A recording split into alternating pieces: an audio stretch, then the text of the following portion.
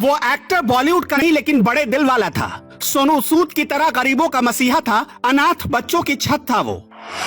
Cream powder पोत कर महंगी फीस लेने वालों देखो, ऐसा काम हुआ कि सुनकर इस साउथ सुपरस्टार के सम्मान में अपने आप सिर झुक जाएगा।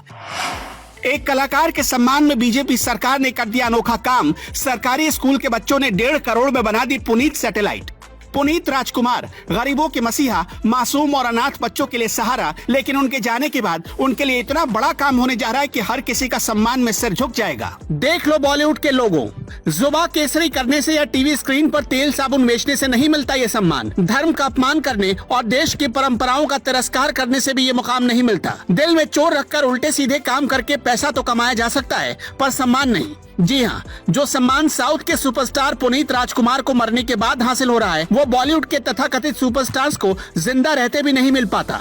इसके लिए उनके कर्म जिम्मेदार हैं। जैसे पुनीत राजकुमार को उनके अच्छे कर्मों के लिए सम्मान मिल रहा है। असमय काल के गाल में समा जाने वाले कन्नड़ फिल्मों के सुपरस्टार पुनीत राजकुमार के नाम से एक सैटेलाइट लॉन्च होने वाली है। ये बहुत बड़ा फैसला इसरो ने लिया है और इस पर सरकार की पूरी मंजूरी है, यानी मोदी सरकार ने भी हरी झंडी दे दी है। ये सैटेलाइट बेंगलुरु के एक सरकारी स्कूल के बच्चों ने बनाई है। पुनीत सैटेलाइट करीब 1 करोड़ 90 लाख रुपए में बनकर तैयार हुई है, जो पुनीत को अनोखी श्रद्धांजलि है। सैटेलाइट 15 नवंबर से 31 दिसंबर के बीच श्रीहरिकोटा अंतरिक्ष स्टेशन से लॉन्च की जाएगी। इसके पहले कर्नाटक सरकार पुनीत राजकुमार को मरणोपरांत कर्नाटक रत्न सम्मान देने का ऐलान भी कर चुकी है।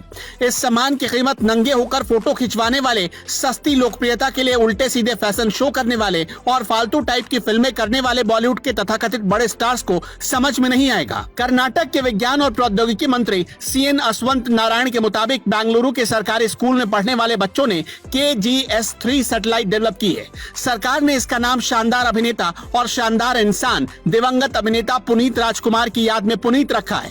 पुनीत राजकुमार की पिछले साल अक्टूबर में मौत हो गई थी। पुनीत राजकुमार को मिल रहा यह सम्मान आजादी के अमृत महोत्सव का हिस्सा है।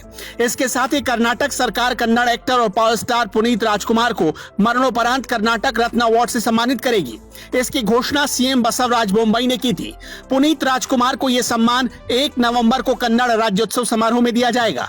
पुनीत राज्य के सर्वोच्च अवार्ड से सम्मानित होने वाले 10वीं शख्सियत हैं। इस सम्मान से साल 1992 में उनके पिता डॉक्टर राजकुमार भी सम्मानित किए जा चुके हैं। सिर्फ फिल्म स्टार नहीं थे पुनीत राजकुमार, उनके सामाजिक सरोकार और समाज सेवा से जुड़े काम उनको अपने दौर के बाकी अभिनेताओं से अलग करते हैं। परोपकार के मामले में भी पावर स्टार थे पुनीत राजकुमार। पुनीत बच्चों की शिक्षा के लिए 45 फ्री स्कूल चलाते थे, 26 अनाथालयों का संचालन करते थे।